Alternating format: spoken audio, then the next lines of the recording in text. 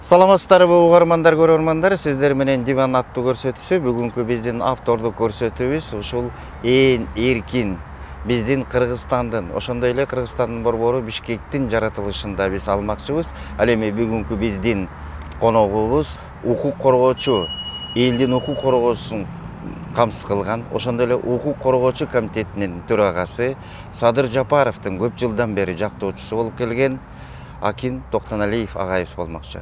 Токтоналиев болуп калды. Саламатсызбы? Саламатсыз. Токтоналиев эмес, Токталиев. Токталиев да фамилиясы. Токталиев. Эми Токтоналиев деп кетет экен, Токталиев деп кетет экен. Сизден кечирим сурайм фамилиясы.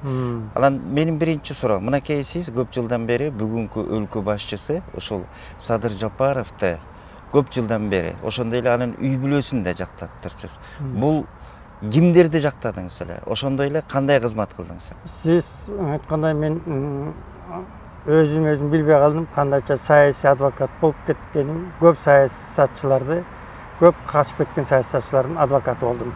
Көпкө консультация бердим. Ошонун арасында мени көбүнчө айтышат, биринчи президенттин биринчи адвокаты деп айтат. Азыр Акаев келбедиби? Ошондо Акаев качканда бирөө дагы деп айткандан коркуп отурган кезде, ошо Акаевка мен чыгып, жакшы болсо дагы агабыз, жаман болсо дагы агабыз, андан жакшысын кайдан табабыз деп, ошого мен адвокат болуп чыккам. Аскар Акаевка адвокат болуп чыкканда мен Аскар Акаевдин талабын талашкан жокмун, кызыкчылыгын көздөгөн жокмун, саясий көз карашын бөлүшкөн жокмун менен. Мен конституциялык адамдык укук сакталсын деп гана чыккам.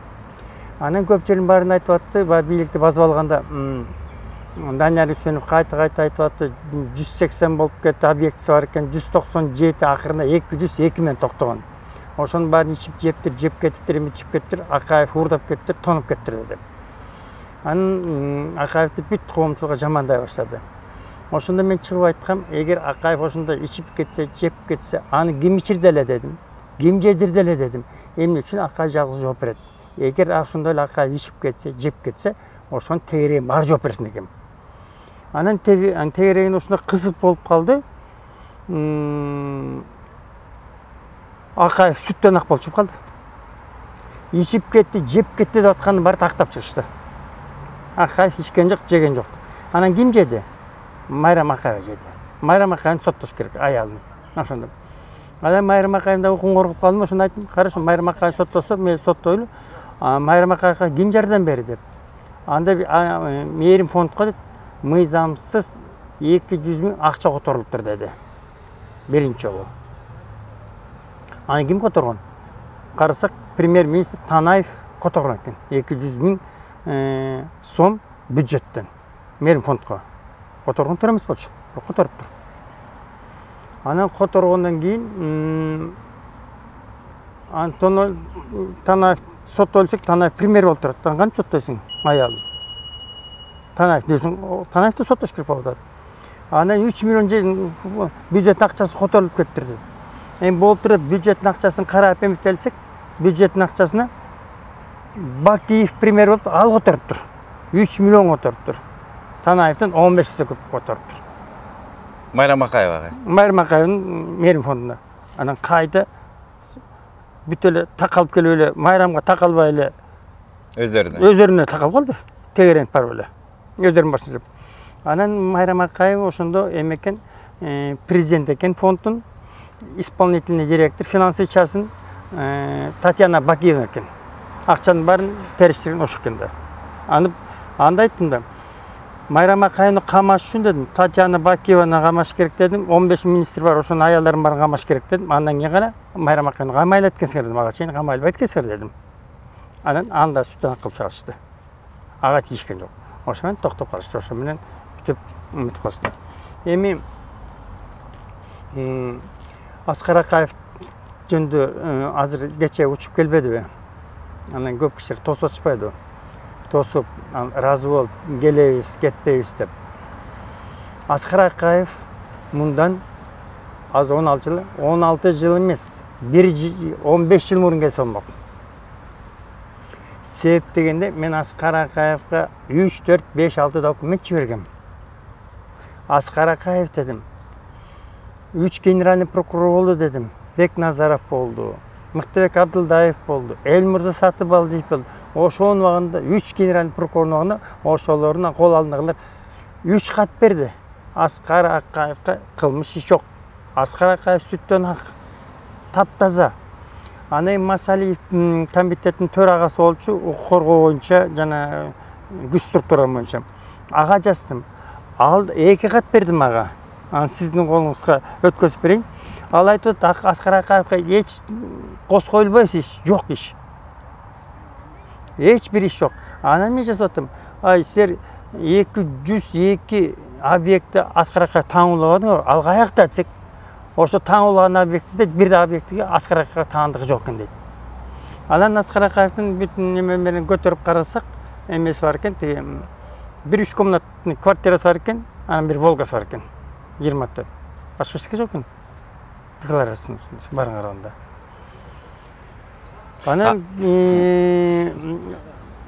ким бар болчу, тиги счетный палатанын төрагасы, унутпайм, өтүп кетпей, Мурат Саралинов деген эстедим.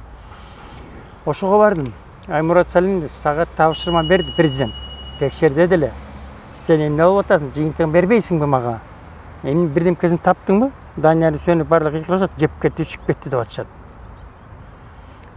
Ал айтты, мага Бакиев чакырып алып айтты дейт. Кудайдан корк. Бирдемкени барып мага жазып келе бербе. Эмне болсо болгонун болгондой жазып келип бер.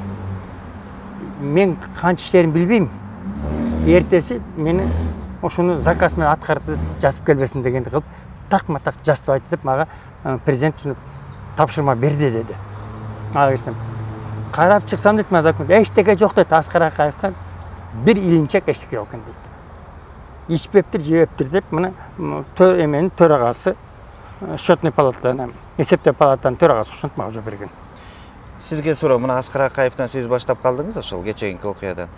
Ошондо Либерман дегенге $500,000 ким берди эле, и ошондой эле аны эмнеге жалдашты эле? Аны Бекназаров ап-ачык эле, анан Акылбек Жапаров ап-ачык эле чыгып кетти. Акылбек Жапаров министр финанс учреждения. Биз де бюджеттен 500,000 Либерманга бердик акчаны дейт. Аскар Акаевдин ичип жегенин чет мамлекет катып койгон омелер барын таап документтерин алып келе жатат деди. Анан Бекназаров демелер менен сотко берем дедим. Эмне үчүн бюджеттин акчасын берип атасың 500,000. Анан бирокта айтып калса, жок, ал акчаны дейт биз бөлөк бюджеттен таптык деди. Ошентип анан мен жазып чыктым. Ал Либерман деген международный аферист. Ал биздин бийликти алдап туруп, Акаевдин немесин таап берем деп, каякта бир болбогон нерсенин баарын жазып колуна карматып койду. Анын баарын текшерсе бүт баары эле орустар айткан воздух, хаба болуп чыкты. Омда 500,000 меселе биздин эле адвокаттарга, биздин эле счетный палата текшергенде эле 500,000 эмес. Өзүнүн эле зарплатасына чарп кошмак. Жана мен айтып кетпедимби, Саралин деген Мурат раматтык текшерип аткан.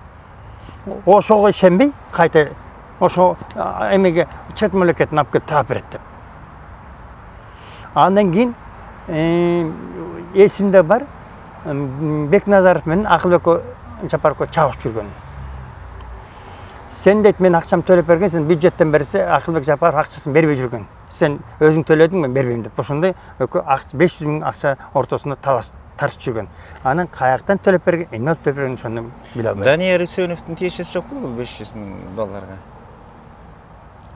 Данияр Үсөнов бар. Себеп дегенде сиз туруп айтасыз, Данияр Үсөновдун өзүнүн банкына алып беришкен 500,000. Данияр Үсөнов төлөп берген.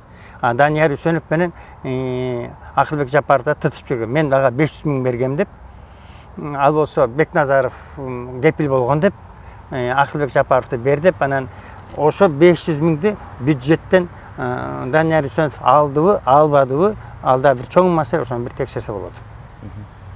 Эми сөздүн башына келсек, жанагы ошо көп жылдан бери мына бүгүнкү президенттин дагы жактоочусу болгонсуз, адвокаты болгонсуз, үй бүлөлүк. Кимдерди жактадыңыз эле ошондо? Кандай маселелер менен жактадыңыз? Ким деген? Садыр Жапаровду? Садыр Жапаровду мен 2011-жылдан баштап булардын штабында булардын талабын талашып иштеп калгам. Киевский 74-тө Советский кечилишинде детсад бар болчу, ошол офис болчу. Ошокто майдандан кез чыксы, майдандан кезге мен көп статья чыгарышым, ошол аркылуу мен таанып калышып, мен коомдук ишкеркем, анан мени көп иштерге катыштырып калышкан. Ошондон баштап катышып мен иштеп калгам. Анан Садыр Жапаровду,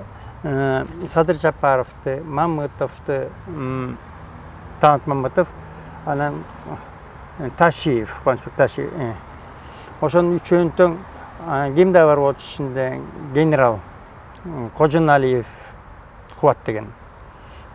Ал бар болчу, ал да адвокат болчу, ал да эме юридикалык жардам берип көрсөтүп жүрчү аларга.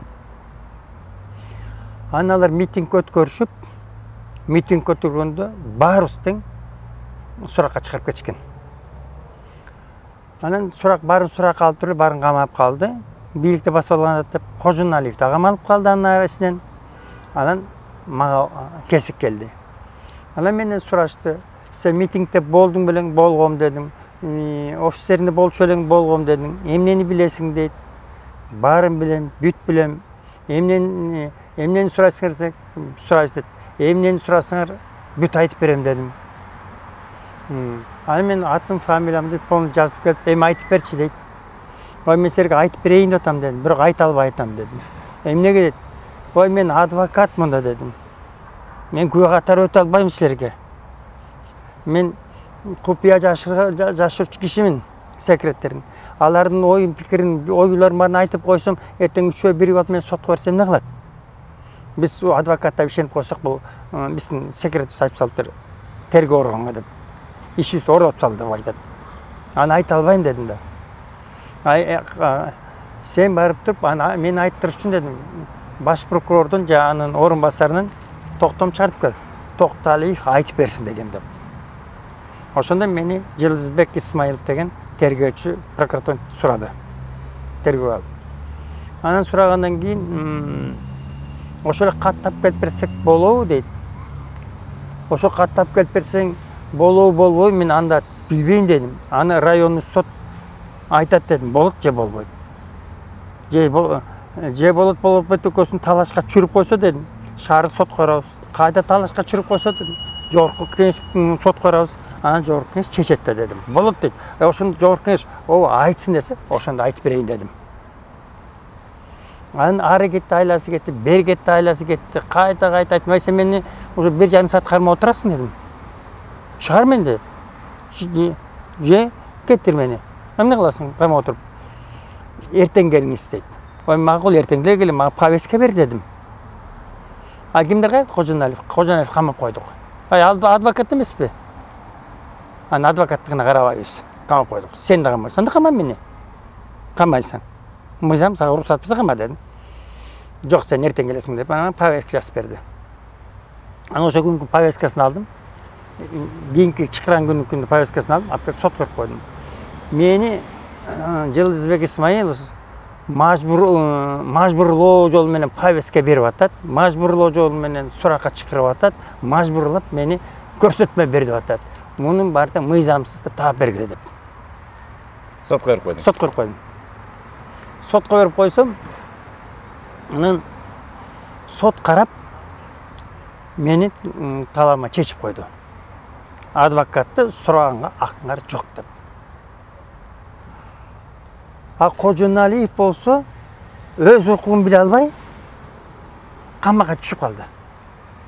Эгер мен бир эле нерсени айтып бергенде, "Ооба билем, тигинде мында митингде катышкам, тигинде жөн эле болгом, мыйзамдуулук" деп айтканда, менди алып барып тыгып салышмак. Мен бир гана айтпай, мен өз укугумду коргоп туруп калган үчүн гана мага алдары жетпей калышты. Вот ошондой иштер болду. Анан кийин Садыр Жапаровго үй бүлөсүнө аябай чабуул жасашты. Мен үйүмө жеке эле Садыр Жапаровдун аялы, агасынын, бир туугандардын аялдары өздөрү үйүмө Ташиевдин аялы да келчү үйгө мага. мен үйдөн колуман келишинче айтчым, жардам берип жиберчим, укук коргоочу катары, адвокат катары катышып аттым. Бүт барын соттордун барын айтып аттым. Силер адилетсиз соттоп атасыңар, адилетсиз кармап атасыңар. Эртеле кечти мунун баарына силер жооп бересиңер. Мыйзамсыз жасаган иштериңерге жооп бересиңер дегем. Ошентип айтып баарын тең эскертчим соттон. Мына эми Садыр Жапаров келди бийликке.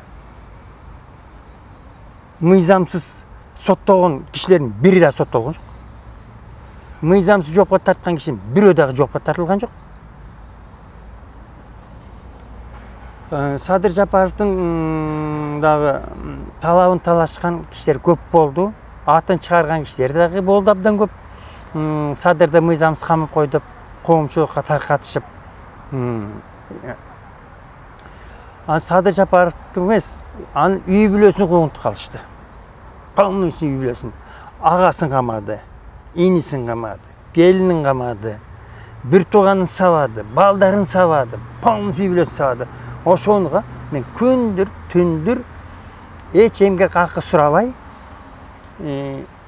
сурагандан өзүм уялчумун. Себептен булар бар жыңалашанып калышкан. Болгон жылтылаган оокаттарын баарын сатып калышкан. Машинелерин сатып, үйлөрүн сатып, тигин баарын сатып жыңалышып болуп калышкан. Эчтегесине жетишпей. Анан кантип сурасың? Жок кой. Алланын ыраазылыгы үчүн жардам берип коеюн. Алланын ыраазылыгы үчүн иш кылып коеюн. Акыйкат үчүн бир иш кылайын деп ошондой бир чоң иш жасап жүргөм. Ушундай. Анан кийин Садыр Жапаров камакта жатып 12-жылы чыгып келди. Ташиев, Камчыбек, Талант Мамытов, Садыр Жапаров чыгып келгенден кийин Садыр Жапаров кайта март 12-мартта кайта иш козгоду Салянова. 2007-жылы Атамбаев экс-президент болуп кеткенде трибунадан Садыр Жапаров жалган маалымат, жалган ушак таратып, азыркы президентисин аброюна шек келтирди деп 129 берене менен буга иш козгошкон. 129, 127, 128 ушундай 3 берене коюп. Анан койгон кишисин алып келген прокурор. Ошо беренесин алган токтомун мен Октябрьский сотко бердим. Салянова мыйзамсыз иш козгоду. Ошону постановлениясын токтом жокко чыгаргыла деп. Ошону жокко чыгарттырдым, каматпай. Андан кийин Садыр Жапаров айтты, мен абалым оор болуп калды. Ооба дедим, сен оор болуп калды. Эми сени каалайсың, каалабайсың камайт да дагы аракет кылып атат дедим. Анан бул Казакстанга качты. Үй бүлөсү менен. Үй бүлөсүнө контуп калып калышты. Анан Казакстанга качкандан кийин биздин спецслужбалар Казакстанга эме жиберишти. Запрос чакыруу. Бизге экстрадиция кылып бергиле, Садыр Жапаров өтүп кетти, алып кетип бергиле деп.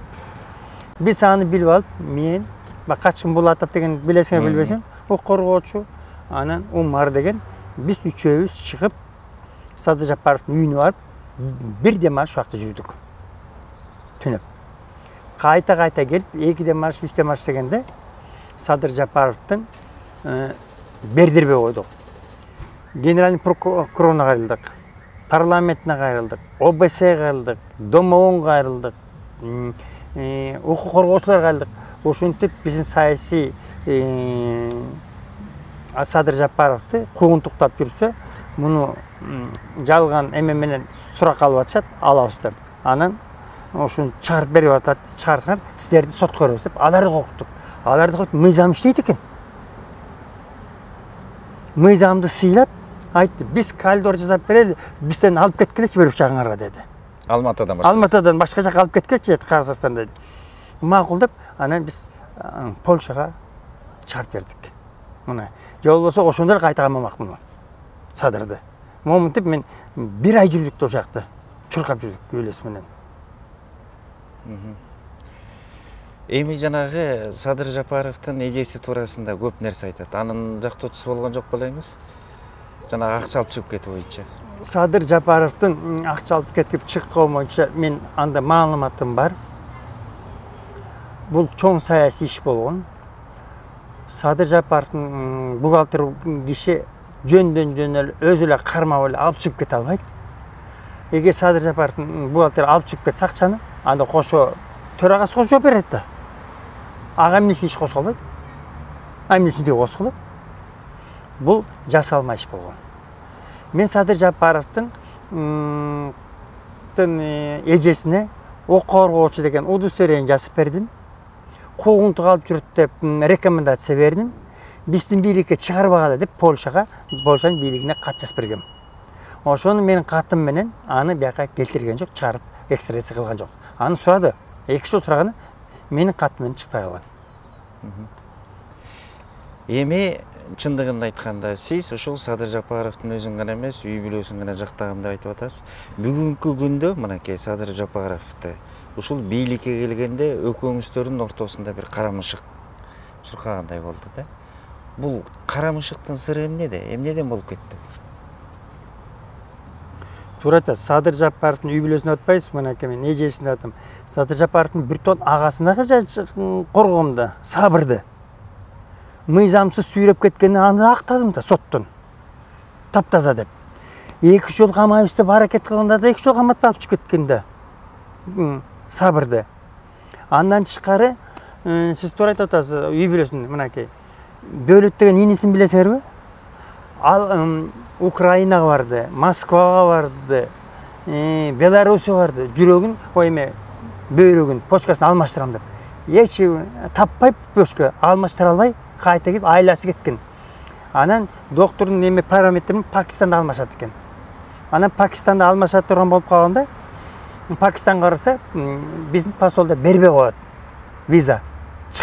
Жок, чыгарбайбыз, сен ГКМнын кызматкерлери бизге сен жөнүндө маалымат берген, чыкпасын деп койгон дейт. Анан мен посолго барам, себеп дегенде посолго барган сайын Пакистандардын көп Пакистандардын укугун коргоочумун. Посол мени абдан жакшы таанычы, билчи. Абдан Пакистандын бир жакшылыктары болгон сайын мен такай калтырбай чакырышчы. Анан посолго кирсем, 1 ай ала албай жүргөн визаны ма 1 саатта жасатып беришти, кетирбейт ошол жерден. Сабыр өзү отуруп турду. Баары жасап берди. Анан посолго тияка кеткенден кийин 3 күндөн кийин посол мени чакырат. Тиякта тигин дөөлөттү кайта экстрадиция кылганчат, аэропортдон артка кетиргенчат, операция кылдыртпай. Эмне болду эле? Эмне десең, бул террористтин үй бүлөсү деп атышат. Бул террористке ак жазагына келди деп атат. Мун срочный чыгарыл депортация кылгыла, биз бияктан камайбыз деп атышат. Деп атат. Дегене, аны мен посолго бүт документтерин барын көтөрүп бардым. Ал аңгириши которуп кайта салып жиберди. Террорист эмес, бул деген саясий куугунтук жүргөн агасы үчүн ушундай булар алдап террористин эмес деп, ошентип алдап алып атышыптыр деп. Операция жасатпай. Эгер операция кылбай калганда, билбем иниси эмне болот эле, кандай болот эле, билем Кудайдын буйругу болду. Анан мен себепкер болдум. Ошо менен ал операция болуп, эмгече аман эсен жакшы жүрөт. Мына үй бүлөсү. Анан кийин жана карамышы кандай өтүп кетти атпайсызбы? Мен Садыр Жапаровго түрмөдө жатканда бир нече жол бардым. Азыр тегереттеп жүргөн кишилердин бирин көргөн эмесмин. Андан тышкары Садыр Жапаровго киргенден Сабырга удостоверение жазып бергем. Ок коргоочу менин помощник деп. Түрмөгө алып кирчим аны. Мынакей. Эгер мен түрмөгө алып кирип атканын билгенде, начальник түрмөсү жумуштан кетмек, замы кетмек, постоин бар кетмек. Анан саляны иш козгондо менин үстүмө иш козгоп коюшмак. Эме деп. Мошеннический путь менен алып киргенсиң деп. Мен коркпой, үркпөй, Садырдан бирдемке чыгат дегенде деп, ошентип Садыр агасын киргизип туруп, агасы мен жок канча жолу кирип атты. Кенен кирип, кенен чыгып атты. Эми Садыр мен тескери карайт. Саламга жок. Баары качып калышты. Агасы да качышты, иниси да качып атат, Садыр да качып атат, баары тең тескери. Анан дагы айтарым, эмне үчүн кандай карамышка өтүп кетти деп сен сурап атасың. Мен өзүм түшүнбөй калдым, кандай карамышка өтүп кеткен. Садыр Жапаровдон мен иш сурап барган эмесмин. Мени Госком религиянын директору кылып койду. Мен как аксакал катары Садыр Жапаровдор үй бүлөсү айтчы, атабыз жок, сен бизге ата болуп калдың деп. Апабыз жок, сен биздин апабыздын ордуна болуп калдың. Сен бізге баш көз болып қалдың. Мен осы ақсақалдай, атадай, ападай болып қалдым деп, үйде күтіп отырып өрттерім. Садыр Жапаров мені қачаң шықырады, қачаң рахматын айтады, қачаң мен шығып келдім, разы байке деп айтауы деп. Намыстан мен барған емеспін тақыр.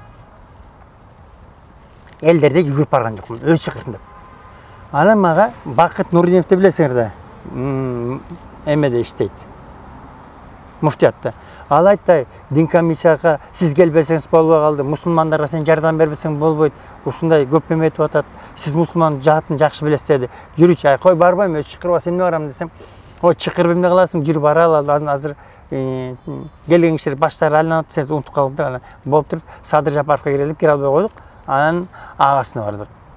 Анан ағасына айттым, енең айтып қой дедім, мына мен келбей етелім, мені бұл бақыт етшітіп келді, ертең мен дин комиссияны директор қылып қойсын, ертең қылбаса бір күн мен келбейм, маған керегі жоқ деп кетіп қалған. Айтқандай еле, ертесі Арызбек Бурхановтан звонок қылып қалды маға. Мен Арызбек Бурхановпын, Садыр тапшырма берді маға, сіз резюмеңіз тап келіңіз, saat 5'e çeyin, 4'e çeyin, biz sizi direktör қылып қойдық дейді. Ой, мен балық эмеде жүрім, қарақолда, сотта. 4-5'e çeyin келе албаймын. Анда ертең 10'da келіп қалыңыз. 10-11'de келіп қалыңыз. Ан болып тұрды, 10-11'de келіп қалдым, резюмемі көтеріп. Түсте келіп қалдым, түсте барды, мен танышып тұрмын, директор отырып қалдым. Анан Садыр Жапаров менен ойладым, Садыр Жапаров бар мен емгегімді есептеген екен, білген екен, қойған екен деді. Анан көпчүліктері маға ашық айтты. Ай, сен аяқтан ешкімді шірбейсің, жедірбейсің, сен жақында кетірет, жақында Садыр Жапаровты сатып алышат.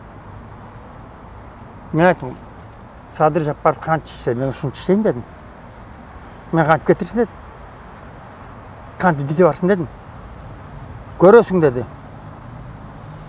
Ұшыны барын сен көресің деді. Анан мен bir işen алған жоқпын сол сөзге. Мен Қырғызстанмен бит барын танышып шықтым. Бит болған. Жет облысынан қыдырып шықтым. Бит молдокелермен шықтым. Садырдың саясаттың молдокелер бойынша айттым. Мыйзамсыз қамалған, экстремист деп кетілген бардың Садыр шығарам деп атады. Иман саған кіргізем деп атады. Садырды қолдауға иманды кіші кел деп мен бүт барынтың иманшылыққа шықырып, бүт барынтың ошын жүрдім. Эми Құдай бұйырса баяғыдай болбойт.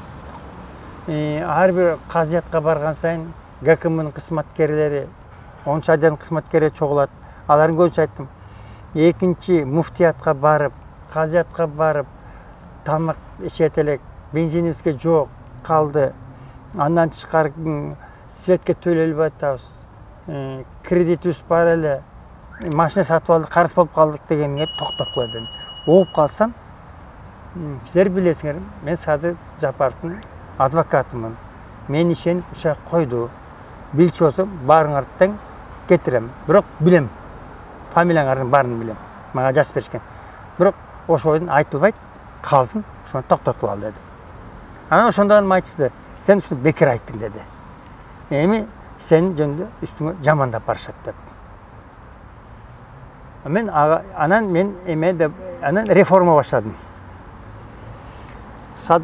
Бүт мекемелерден бізде дин комиссия деп аты чоң екен, бір кепеде тұрат екен, үңкірде болған жерде бізге имарат бергілді дедім. Бош имараттар бар екен де. Садыр Жапаров мақұл, имарат бер дедік. Андан шығары мен мэрияға хат жаздым, бізге 10 сотық жер бергіле дедім. Ал жерге 10 сотық жерге мен спонсорлармен сөйлештім, үй құрып бергіле 100 квартира. 100 квартираның ішінен бізге 15 квартира бергіле дедім. Қалған сілердікі дедім. Алар мақұл болды. Жер алып берсең, біз 70-80 квартира орыз, 15-шін сен қызметкерін бар өстіп. Үйдің мәселесі шешіліп отау. Андан кейін шығары 1700 кіші мыйзамсыз сотталып кеткен. Дин комиссияның мыйзамсыз экспертизасымен. Ошының 2 кішіні Жегор Құсеттен мыйзамсыз жасалған деп ақтадым. Аны айтқан Садыр Жапаровтың өздері. Bir 10-15 kişinin ақтап берейін, Верхон соттан. ошого карата сен указ чыгартып 1700 кишини указ менен бошот деген макул болгон. Ошондой реформа. Андан кийин ар бир 3000 мечет бар экен. Ар 3000 мечет устав керек экен. Анын баарын тең 200 киши учитель болуш керек экен. Анын баары мыйзамсыз жасалган экен. Анын баарын жокко чыгарып аткам. Ошо жокко чыгарып ошону алып келаткам. Андан чыгарып биз кызматкерлер 4-5 бөлүнүп кеттир. 15 биякта отурат, 3 тиякта отурат, 5 биякта отурат, шаарда ушинтип бөлүнүп кеткен экен. Ошону баары тең бир жерге алып келип топтолдуп. Дин комиссияда 2 директор бар экен. Директор госкомрелик, анан директор по экспертизе деп ошондой госкомиссия ошондой. Ошону реформа жасап, айлыктарын көтөртүп, ошону аракет кылайын. Анан мен баарын айтып аттым кызматкерлерге. Кызматкерлер дедим. Мен канча иштейин билбейм, бирок мени пайдаланып алгыла. Мен бүт тажрыйбамды силерге үйрөтүп кетейин.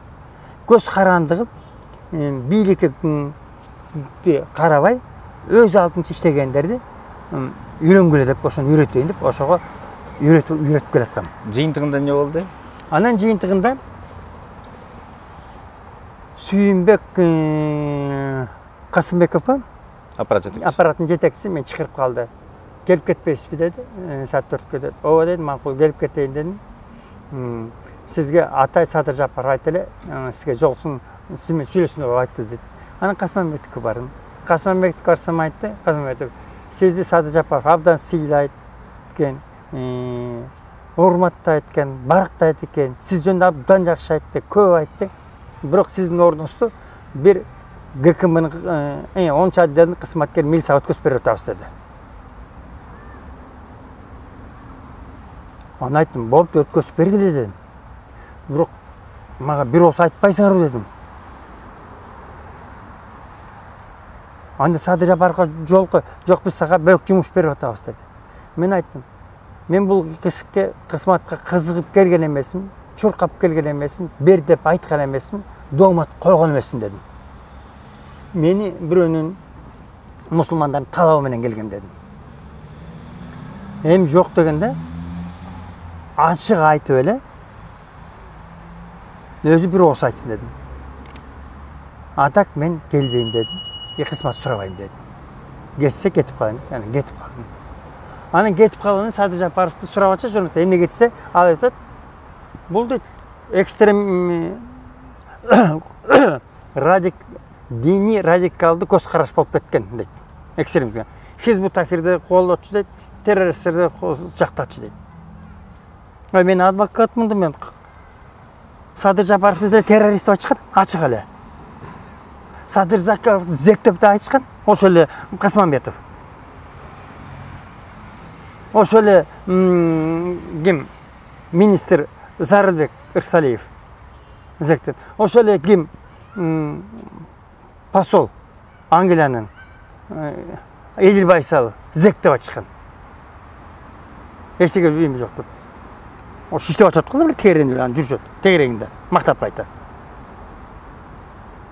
Ана мен күйгөнүм, эгер мени кызматтан Ташиев алып койсочу, ага адвокат болгом да.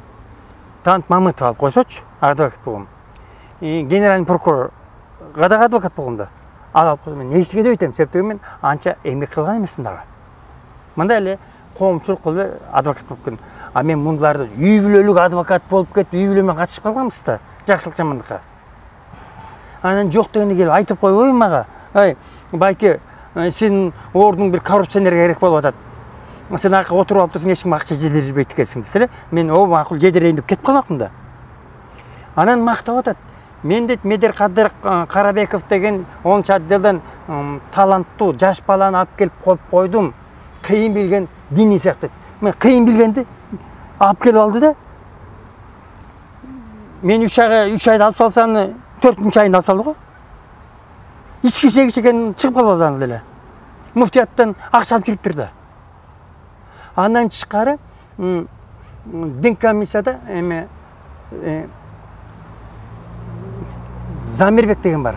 ГКМда иштечи. Ал да муфтияттан акча алып жүргөн да. Максаттан акча алып жүрүп, документальный алып жүрүп, коркутуп үркүтүп алып жүргөн. Ошону зам кылып салбады го. Баарынан да кызык баягы Тойгун деген бар да. Дин комиссиянын директору болуп келбеди. Мына кызык болуп атат да. Тойгунду мекенчил партияга келген. Мен иштеп берейин, силерге иштеп берейин деп. Ошон үчүн мекенчил партиядан Ташип өзү кууп чыккан да муну. Сабыр экөө. Садыр жолотпой. Ой, сени биз партияга алып алсак шылдым болобуз элге деп. Тойгун эмне деп алабыз сени? Чубагаттын жанында жүргөн киши деп алабызбы деп. Чын болсо дейт, Тойгун дейт, өз фамилиясын жаза албайт талык дейт. Аны кантип алып уят болобуз, шылдым болобуз аткан, шылдым болбой эле коюп койду Тойгунду. Эмне кылып коюп койду? Директор кылып. Дин комиссия. Дин комиссияны. Мына уят болобуз аткан киши уят болбой коюп коюшту. Эми азыр сиз сотко ушул маселе боюнча бердиңизби, Садыр Жапаров? Эми эгер Садыр Жапаров мени айтып атпайбы? Менин дейт, бывший адвокатым дейт. Менин бывший адвокатым деп Аскар Акаевди айткан жок. Менин бывший адвокатым деп генеральный прокурорду айткан жок. Ташиевди айткан жок. Талант Мамытовду айткан жок. Менин бывший адвокатым деп Мырзахматов айткан жок. Менин бывший адвокатым деп Руслан Тойчебеков айткан жок. Менин бывший адвокатым деп Акылбек Жапаров айткан жок. Бывший деген жок. Менде адвокат эле деп койсо, биздин адвокат эле деп коет. Мына. Биздин адвокат деп мени кайта даңалдап көтөрүп койчу. Бул кайта мени түртүп салды. Анан түрткөндөн да эчтеке эмес. Экстремист, террорист деп кошкон, мен ошон үчүн аны сотко бердим да. 100 миллионго деп сотко бердим. Мен аброюма шек келтирди. Мен экстремист экенимди далилдеп берсин. Диний радикалдык көз карашымды далилдеп берсин. Бир уюмдун көздөп кеткенин далилдеп берсин деп. Эгер мен сотко бербесем, муну мен өзүм как саясий адвокат катары айтайын, унчукпай деле калмакмын. Эртең ГКМга жакшы көрүнөбүз деп Садыр Жапаровго. Садыр Жапаров айткан деп пресслеп алып барып мен камап салмак. Аны 2-3 күн күбө кылып коюп. Ооба биз менен чогуу болчу, тиги болчу. Мына аны Садыр Жапаров подтверждение кылды. Андан тышкары эмнеси эң жаман болду? Садыр Жапаровдун заказы экенин, же Садыр Жапаровдун заказы эмес экенин, же Садыр Жапаров жакшы көрүнөйүн деген экен, билбейм. Бирок Садыр Жапаровдун заказы менен деле ойлойм, мени каматканга аракет кылышты. $120 000 алды деп. Аны кандай болду? Муфтияттын бухгалтер камакка жатпайбы? ГКМда. Анан муфтийди дагы ошо тергеп калышты. Ошо маалда. Анан Фин полициянын начальниги бар. Жакында 700 миллиард которуп бериптир тигине мында камакка түшпөдүбү? Ошонун опери келип мага айтты. Аким байке дейт, сиз аман калдыңыз дейт. Эмне болуп десем, биздин шефти камап койду дейт. Камалбаганда дейт, сизге уже компроматты даярдап атканбыз дейт. Сизди камаганга дейт, акчалы дейт. Эмне болуп кетти десем, ал айтты дейт, муфтийди чакырып ал дейт, Максат Ажыны. Мен турам дейт, көмтөм. Сиз айтыңыз дейт, Токталиев мен $120 000 менен сурады, кыстап кыйнап. Сен ордуңа калтырам тигинде калам деп. Анан $120 000 берсең, калтырам деп айтты. Ошон $120 000 апа бергем деп жазып берсеңиз, мен бухгалтерди бүгүн эле чыгарып берем деп айтты дейт. Камактан. Кандайча Фин полициянын начальниги ГКМге барып чыгарып кетет экен. Анан Максат Ажы айтты дейт, угуп турам дейт. Кудай төбөмдө турат дейт. Мен Токталиевке дейт, бир калпак кийгиздим дейт. Анан Аллах деген бир портрет алып барып кабинетке коюп бердим дейт. Анан ашып бергенде Токталиевди дейт барып кафеге чыкыр тамакка депти. Тамак ичпейт дептир. Тааныбаган эмес, тааныган кишимизин барбайт табетке дептир. Вообще акча алмак түгүнү. Мен ага бара албайм. Лучше камасар мени кама койду, айтты дейт. Эгер мага ишенбесең дейт, бар Максаттан сурап ал деди. мен өзім осы қызық болып кетіп, мақсатқа бардым. Ой, мақсат ажыға. Мақсат ажыға. Мен ұшында бір ушақ сөз ұғаттым. Же жаманда отау, же мені қалқышырған тау садыр менен. Сен ұшын тақта айтып берші маға дедім. Не ол біле десем, ұшына ГКМ начальник ова чықырым маға айтқа деді. Тақ ГКМ-ны айтып берген, ол бір маға айтып берген сөзін мақсат қайталап берді. Қайтанақтың қосып та берді. Мен андаға бара алайын деп. Мен Аллахтан қорқым. Мен Құдайдан қорқым. Ана сенің Құдайдан қорқпауын тап қойса шашып тұрды маға. Мына, ошо сөзді Садыр білет екен. Оғып тұр. Ошо сөзді оғып, ұншықпай жатады. Ошы күнге чейін. Значит, Садыр заказ қылған екен мені. Емне үшін заказ қылды? А мен де кеді ойлап қалдым. Кімде қамақ жатпай, жанында жүрген кемелі. Садыр Жапаровта қамақ жатпай, Дашковтан ақша алыпшы. Мелис Сатбеков. Мен Сатбековтер осыны пайдаланған деп қалдым да. Қандайша пайдаланды? Мелис Сатбеков тияққа бар, тегеннен ақша, теге бар, тегеннен ақша ал, тегеннен ал, плакаттан бар ел, тегендеп. Ал балқым плакат еліп жүрі, Александровка доңғандар тамақ беріп жүрді. Ал чөнтегінде мен білгеннен ақша жоқ болшы да. Қақтың ақша пайда болып қалды. Қақтың жіп меніп қалды. 120 мыңдық. Балқым осыны ақша алып жүрді. Ал ақырына анан құтылыш керек болып қалған. Ал көп нәрсені біледі. Аны қамап қойышты.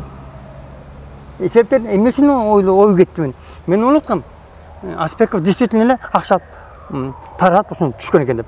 Өзім башыма келген мен осыны өліп, маға жасаған іште осыға жасатқан тұрғай деп. Мен Садырын жасадым. 10 жылдан бері Садыр Жапаровқа үй бүлесіне адвокат болып жүріп, жақын кісі болып жүріп, ызық суығына чыдап жүріп, Қадыр Барқынан жетпеген. Емне Садыр Жапаров кечеге жолыққан барын Қадыр Барқынан жетеуі. Жалар жетеуі. Мен жетпеген. Мына мұнда сұрау. Егер Садыр Жапаров ушундайлы өзүнүн ишенчиликтүү кишилерин теп билеп, ыргытып, мына мисалы Канек Осмоналиев далалы 2 жыл бою чуркап жүрбөдү. Штаб куруп, ош поштон бери Садырдын атын чарып, даңазлап жүргөн ошо да. Жылдыз жолдош экөө. Садыр Жапаров бекке камалып жүрөт деп. Анан бир убакыт эле Канек Осмоналиев карып калыптыр да. Митинг уюштурганда карыбайт экен, пикет кылганда карыбайт экен, түрмөгө отурса карыбайт экен да. Анан жумушка келгенде карып калат экен, шелби алат экен да. Ал деле апшит эмеде туруп, апшитабы, этаж үйдө. Анан Мауреке Үмүт деген фонд пайда болуптур да. Бул Үмүт деген фонд бул не фонд? Ал Үмүт фонд боюнча айтып берсем, чоң чатак чыгат, ошон үчүн унчукпай эле кое турайын. Себеби ал Үмүт фонд боюнча Садыр маалымат берди, аялым 10 жылдан бери иштейт дейт. Ал жөнүндө 10 жыл иштеген анда далилдеп берип коюшум керек. Бирок ал жөнүндө унчукпай тура турайын. Коомчулукка эч нерсе айтпай турайын. Ал Үмүт фонд боюнча элге жайылып кетсе, ал чоң чатакка айланып кетет. Рахмат анда. Келип маяк куруп бергениңизге чоң рахмат. Ишиңизде ийгилик болсун, ден соолугуңузду караңыз, дайыма ден соолукта болуңуз. Анан мындайча айтканда сиз жөн адам эмес экенсиз. Биздин ошол падышалардын, президенттердин жактоочусу болуп иштептирсиз. Көптү көргөн инсан катары. Ишиңизге ийгилик каалайм. Урматтуу угармандар, көрөрмандар, сиздер биздин Диван аттуу автордук көрсөтүүбүздү көрдүңүздөр. Саламатта калыңыздар.